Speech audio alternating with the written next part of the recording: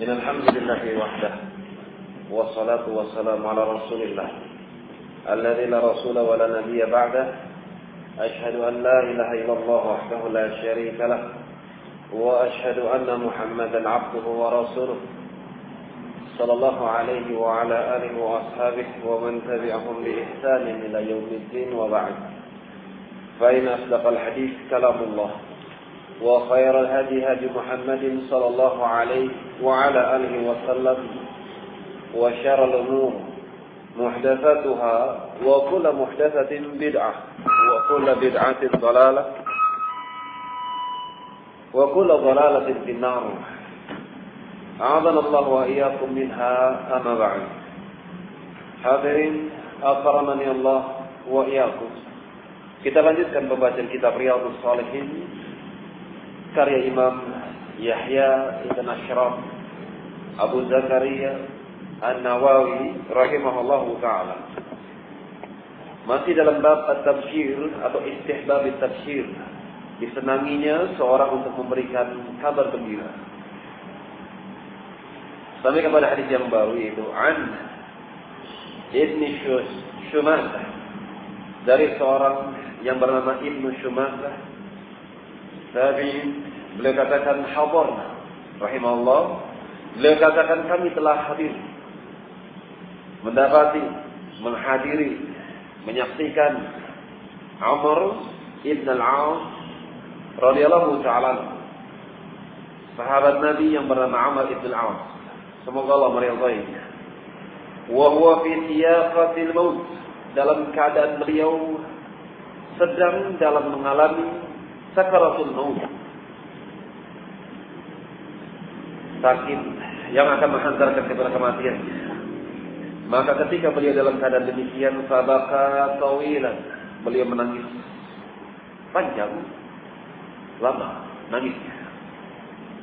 Wa hawala wajhahu ila al-jidar, kemudian beliau memalingkan wajahnya menuju tembok. Ini menunjukkan betapa ngerinya, betapa hebatnya yang dirasakan oleh beliau rahimahullahu ta'ala atau radhiyallahu ta'ala. Karena diantaranya beliau termasuk seorang sahabat yang diberikan izin oleh Allah subhanahu wa ta'ala untuk merasakan dan menggambarkan bagaimana sakaratul maut. Dikatakan bagaimanakah rasa sakaratul maut? Beliau mengatakan sakaratul maut seperti seorang yang harus menembus lubang jarum yang sementara di sisi-sisi lubang jarum tersebut terdapat banyak duri. Bagaimana kira-kira rasanya? Menyakitkan sekali. Ada sakaratul maut. Itulah sakaratul maut, kata beliau. Rasanya demikian. Dalam keadaan sakaratul maut masih bisa menceritakan bagaimana rasanya. Inilah Umar ibn al-As radhiyallahu ta'ala. Maka ketika melihat bapaknya menghadap kepada tembok, faja'ala ibnuhu yaqul, maka anaknya, siapa nama anaknya? Siapa namanya? Abdullah. Beliau mengatakan kepada bapaknya, ya abada, wahai bapak, amma basyaraka Rasulullah sallallahu alaihi wasallam bikadza, bukankah Rasulullah sallallahu alaihi wasallam telah memberikan kabar gembira kepada dirimu berupa hal ini, berupa hal itu? Amma basyaraka Rasulullah atau amma basyiruka Rasulullah sallallahu alaihi wasallam bikadza, bukankah pada tempat ini, bukankah pada waktu ini Rasulullah telah memberikan kepada engkau kabar gembira, kamu mendapatkan ini dan itu? Ini syahid yang dimaukan oleh Imam Nawawi rahimahullahu ta'ala. Dianjurkan dalam setiap keadaan disenangi bagi mereka kaum muslimin untuk memberikan kabar gembira sesama mereka kaum muslimin, kecuali mubtadi'un dal, kecuali bagi mereka para mubtadi'in, sebagai bentuk ta'ziban wa ta'ziran, sebagai bentuk hukuman dan sebagai bentuk pengajaran bagi mereka. Tidak perlu diperhatikan. Adapun bagi mereka kaum muslimin yang awam, apalagi salafin, ikhwanuna fillah, saudara-saudara kita di jalan Allah subhanahu wa ta'ala, maka sangat disenangi bagi mereka untuk memberikan kabar gembira, menyampaikan kabar-kabar gembira kepada saudaranya, sebagaimana yang dilakukan oleh putranya yang bernama Abdullah kepada bapaknya. Bukankah Rasul telah memberikan kabar gembira kepada Anda, wahai bapakku, hari ini, jam sekian, tanggal ini, dengan berita yang sangat membaguskan, berita-berita yang sangat baik berkenaan tentang dirimu. Terlebih dalam keadaan musibah. Terlebih lagi ketika sedang sakaratul maut, yang seorang sangat butuh kepada rahmatnya. Fa'aqbala biwajhihi, maka ketika beliau menghadap tembok, dipalingkanlah wajah beliau menuju putranya. Faqala, inna afdala man nu'iddu syahadatu an la ilaha illallah wa anna muhammadan rasulullah. Sesungguhnya perkara, suatu bekal, sebaik-baik bekal, seutama-utama bekal yang telah kami persiapkan berjumpa dengan Rabb kami, berjumpa dengan Rabbul Alamin, yaitu syahadatain, persaksian bahwasanya tidak ada ilah, tidak ada sesembahan yang hak pun kecuali Allah semata, wa anna Muhammadan Rasulullah, dan bahwasanya Muhammad sallallahu alaihi wasallam adalah utusan daripada utusan Allah Rabbul Alamin. Itulah sebaik-baik bekal. Kata beliau radhiyallahu ta'ala, inni qad kuntu ala adbaqi salasin, sungguh saya telah mengalami 3 jenjang kehidupan, 3 martabat di dalam kehidupan saya. Yang pertama beliau katakan, laqad ra'aituni wa ma ahadun ashadda bughdan. Sungguh saya telah menghadapi, saya telah menatap, saya telah mengalami pengalaman suatu kehidupan. Wa ma ahadun ashadda bughdan. Tidak ada satu orang pun yang paling aku benci di Rasulullah sallallahu alaihi wasallam. Tidak pernah ada satu orang pun yang paling membenci kepada Rasulullah sallallahu alaihi wasallam kecuali akulah orangnya. Aku adalah orang yang paling benci kepada Rasulullah sallallahu alaihi wasallam. Ini menunjukkan akan besarnya permusuhan orang ini kepada al-Islam. Betapa bencinya dia kepada Rasul alaihi salatu wasallam. Inni qad kuntu ala, atau beliau katakan, wala ahabba ilayya min an akuna qad istamkantu minhu faqataltu. Dan tidaklah ada yang paling aku senangi seandainya aku memiliki suatu yang melegakan, suatu yang memungkinkan bagi diriku untuk membunuhnya, faqataltu, niscaya aku akan bunuh dia. Ini besar sekali permusuhan beliau kepada Nabi kita Muhammad sallallahu alaihi wasallam pada awal periode ini. Beliau katakan, seandainya ada kesempatan aku untuk mencelakakan Muhammad sallallahu alaihi wasallam, faqataltu, saya bukan mencelakakan dirinya, bahkan aku akan bunuh dia. Besar sekali permusuhan beliau kepada Nabi alaihi salatu wasallam. Di antara bentuk kebencian beliau yaitu membuat makar ketika mereka para sahabat sedang hijrah di negeri Habasyah. Maka beliaulah yang menjadi orator, dan beliau sangat pandai, terkenal azkal Arab, orang yang paling pandai dari bangsa Arab. Hada Abdullah atau Amr ibn al-As, pandai bermain lidah, pandai berkilat lidah, pandai berpidato. Hada, inilah dia rahimahullah radhiyallahu ta'ala. Falau kuntu ala tilkal hal, maka beliau katakan, seandainya aku wafat, seandainya aku mati, al-maut menjemput diri saya pada periode pertama dalam kehidupan saya, la kuntu min ahlin nari, niscaya aku akan menjadi penghuni neraka. Inilah yang dikatakan bahwasanya Allah Subhanahu wa taala adalah zat yang suka membolak-balikan hati. Perhatikan bagaimana beliau, seorang sahabat yang mulia, yang pada awal periode pertama dalam fase kehidupannya, dia katakan tidak ada satu orang pun yang lebih keras, lebih besar kebenciannya kepada Rasulullah kecuali sayalah orangnya.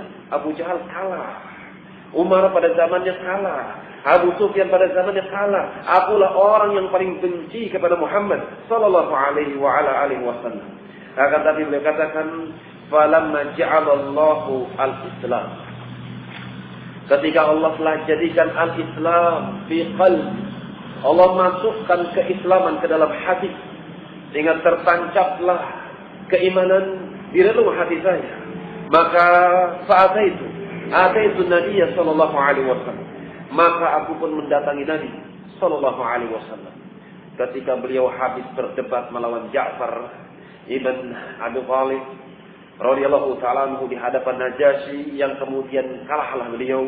Kemudian dibacakan Al-Quran beberapa macam ayat, kemudian dikatakan oleh Raja Najasyi, yang sehingga dengan ucapan Najasyi tersebut masuklah ke dalam hati Amr al-As, dan sehingga masuklah keimanan berupa mendengarkan lantunan Al-Quran dan nasihat Najasyi. Dikatakan, inna sahibak, sesungguhnya teman kamu wahai Amr al-As bukanlah pendusta, dia adalah seorang nabi. Apakah belum saatnya untukmu beriman kepada dirinya? Maka ucapan tersebut terngiang sampai ke bumi Mekah, kembali kepada kaumnya. Akan tapi hafal ma hafal, terjadilah apa yang terjadi sesuai dengan ketentuan Allah Subhanahu wa taala. Ternyata beliau mengakhirkan keislaman. Akan tapi ketika beliau sudah masuk ke dalam al-Islam, ataitun nabiyya, aku datangi beliau. Aku datangi Nabi sallallahu alaihi wasallam faqul. Kemudian aku katakan kepada Nabi alaihi salatu wassalam, ubsut yaminak. Wahai Nabi, bentangkan tangan. Fali ubayyika, aku akan berbaiat, berjanji setia. Aku akan membaiatmu wahai Nabi sallallahu alaihi wasallam. Aku akan taat, aku akan mendengar dan taat kepada perintah Allah, senantiasa hidup dan mati untuk Allah, di jalan Allah dan karena Allah, bersama Allah Rabbul Alamin. Fabasata yaminah. Maka Nabi pun sallallahu alaihi wasallam membentangkan tangannya. Dan yang namanya bai'at tidak demikian tadi, seperti orang salaman. Posisinya miring, tidak ke atas atau ke bawah atau atas, yang penting ke samping. Seperti orang salaman. Itulah bai'at. Fabasata yaminah. Maka Nabi membentangkan tangannya, faqabadtu yadayya. Kemudian aku genggam dengan tanganku. Tangan Nabi ketika bersalaman dengan Amr al-As radhiyallahu ta'ala anhu digenggam oleh beliau dengan erat-erat. Maka Rasulullah bertanya, "Malak ya Amr? Ada apa dengan dirimu, wahai Amr al-As radhiyallahu ta'ala anhu?" Maka aku katakan kepada Nabi sallallahu alaihi wasallam, "Aradtu an ashtariqa." Aku menginginkan syarat, saya akan masuk Islam, saya akan berbaiat, saya akan hidup dan mati di jalan apa yang kamu bawa wahai Muhammad sallallahu alaihi wasallam. Akan tapi ada syaratnya.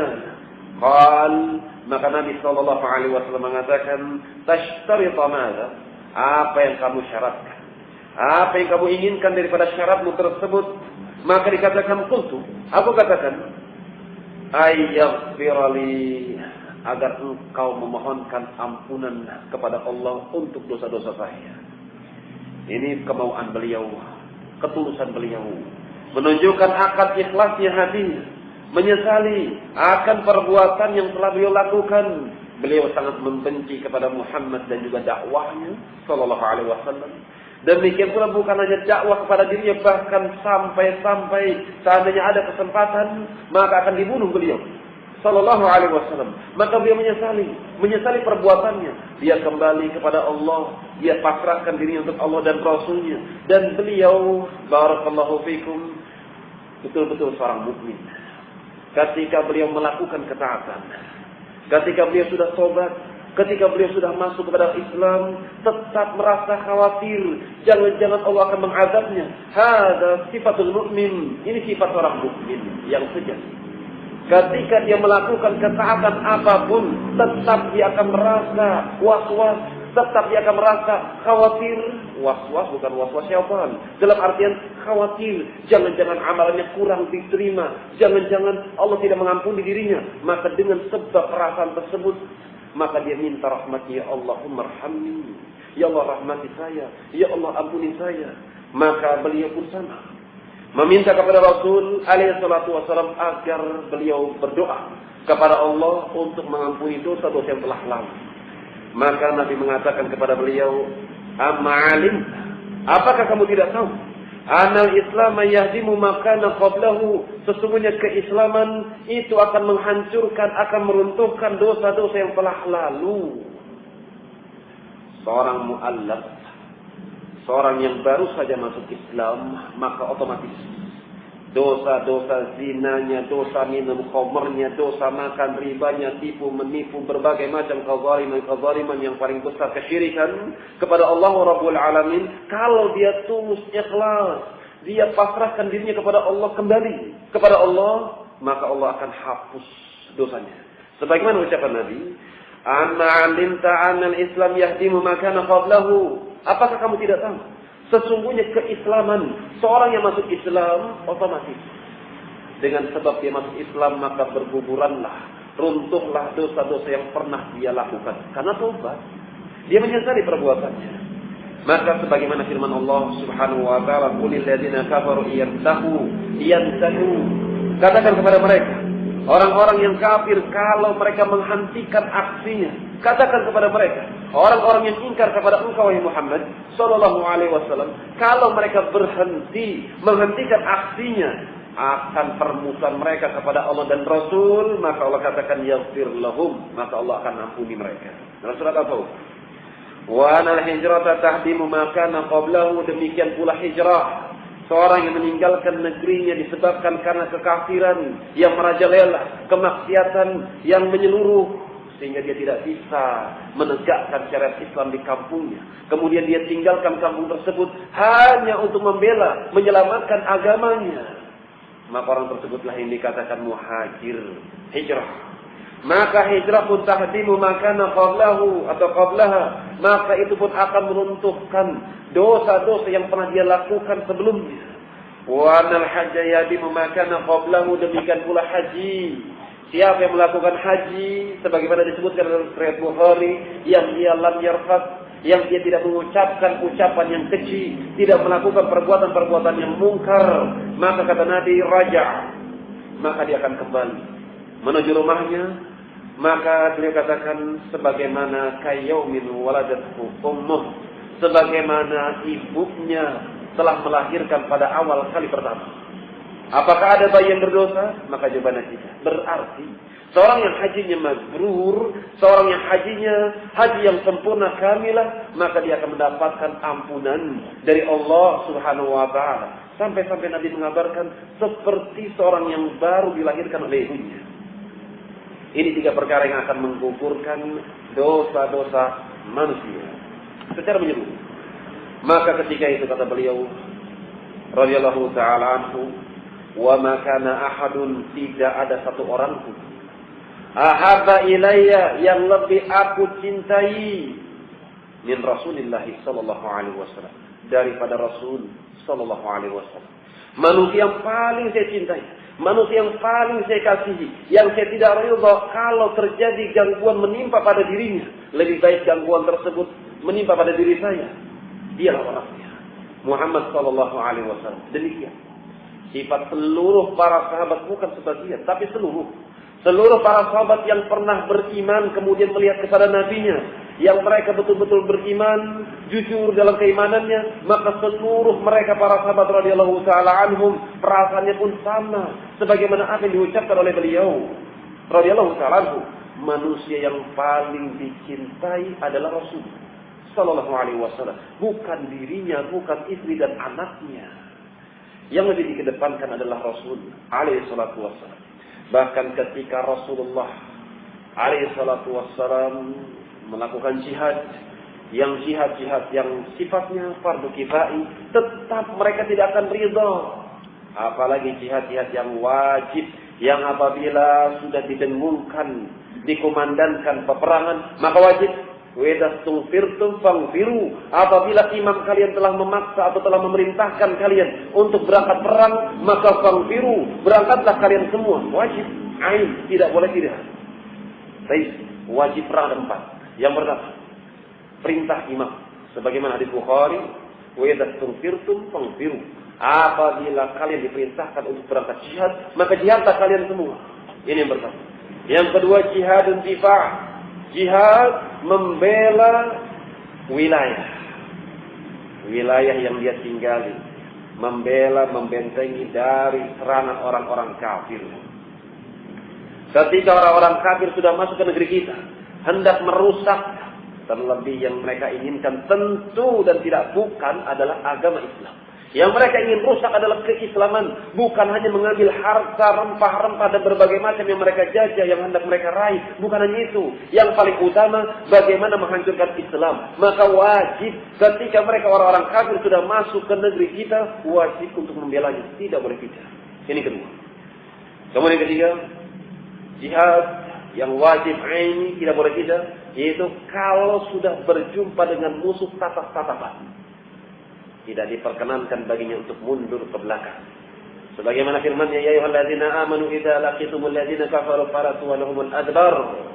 Wahai orang-orang yang beriman, apabila kalian sudah bertatap-tatapan dengan musuh-musuh kalian, dengan mereka orang-orang kafir, faratuhumul adbar. Jangan kalian mundur ke belakang meskipun cuma sekedar satu langkah pun. Jangan mundur. Illa mutaharrifan atau mutahayyizan ila fi'atin, kecuali bagi mereka yang mundur untuk mengatur siasat. Biar dia maju kita mundur, setelah mundur sikat kamera, kepung. Ini siasat, maka hal tersebut tidak mengapa. Atau mutahayyizan ila fi'atin, atau dia mundur cari bantuan kepada pasukan kaum muslimin yang lain. Ini boleh, kata Allah. Adapun selain itu, faqad ba'a bi ghadabin minallah, maka selain daripada dua hal tersebut, maka orang tersebut telah mendapatkan kemurkaan dari Allah Rabbul Alamin. Berarti wajib ain. Tidak boleh mundur ke belakang. Ini pembagian tiga yang pertama. Yang keempat, dikatakan jihad menjadi ain, sifatnya adalah wajib secara individu kalau pemerintah. Kalau terjadi peperangan jihad fisabilillah, mungkin kifai sifatnya. Akan tetapi barakallahu fikum, ketika ada suatu senjata tidak bisa digunakan kecuali olehmu, maka kamu wajib untuk menggunakannya. Ada suatu alat yang canggih, komputer, misalnya bagaimana cara menggunakan fasilitas perang tersebut, entah itu roketnya, entah itu pesawatnya, entah berbagai macam alat-alat yang canggih.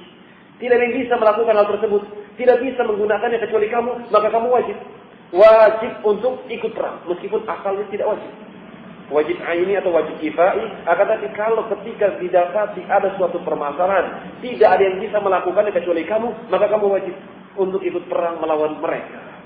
Ini 4 macam kewajiban dalam jihad di jalan Allah. Demikian mereka para sahabat. Ketika mereka melihat Nabi mereka jihad, maka mereka tidak ridha. Bagaimana mungkin saya tidur bersama istri-istri saya, bercengkrama dengan anak dan istri, menatap kepada kebun sementara Nabi saya kepanasan, sementara Nabi saya berdebu rambutnya menghadapi musuh-musuh yang ganas. Abadan, ditinggalkan anak dan istrinya, tidak peduli anak tersebut nangis, tidak peduli dengan istrinya yang sedih, karena mereka sudah beriman, mereka sudah pasrah. Maka sang istri mendiamkan anaknya dengan berbagai macam cara, dengan rayuan sang ibu. Sementara sang istri ridha dengan kepergian suaminya karena ingin meraih ridha Allah Subhanahu wa taala dengan mengikuti sunnah nabinya. Maka sang suami pun sadar ketika meninggalkan kesenangan dunia berupa menatap kepada istri dan anaknya. Dan mereka betul-betul sadar. Adapun sekarang fasilitas luar biasa. Jihad fisabilillah tapi masih bisa. Gimana kata? Gimana si bulan? Gimana toleh? Enggak apa-apa tuh. Jihad masih bisa, tanya kabar. Kalau terdahulu, ketika mereka berpisah dengan keluarga mereka, ya sudah. Saya tidak bisa menjamin kalau saya besok masih hidup. Wassalamualaikum. Perpisahan sebenar-benar perpisahan. Itulah mereka orang-orang terdahulu. Lain hal dengan sekarang. Wala ajalla fi aini minhu, sampai-sampai kata beliau, itu Abdullah bin Amr atau Amr al-As, beliau katakan sampai-sampai beliau adalah orang yang paling aku muliakan di dua mata. Sampai-sampai saya tidak sanggup. Wa ma kuntu atiqu an amla aini minhu ijlalan lahu. Sampai-sampai saya tidak sanggup memenuhi kedua mata saya wajahnya Rasul sallallahu alaihi wasallam ijlalan lahu, sebagai bentuk penghormatan. Hormat sekali beliau kepada Rasul. Melihat wajah Rasulullah langsung ditundukkan. Walau su'iltu, seandainya saya ditanya, an atifahu ma atiqtu, seandainya saya ditanya, bagaimana sifat wajah Rasulullah, saya tidak akan sanggup. Karena saya senantiasa menundukkan wajah saya kepada wajah beliau sallallahu alaihi wasallam. Baik, mata. Dengan telinga afdal mana? Disebutkan di sini apa kan? Dia katakan dalam kisah tersebut Amr al-As mendengarkan nasihatnya Najasyi. Setelah mendengarkan nasihat Najasyi, masuk Islam. Kemudian beliau melihat Nabi, menatap Nabi. Ternyata melihat Nabi tidak memasukkan dia kepada Islam. Lantas mana yang lebih afdal? Mata atau telinga? Pendengaran atau penglihatan? Mana yang lebih afdal? Pendengaran. Mana? Penglihatan. Khilaf bainal ulama.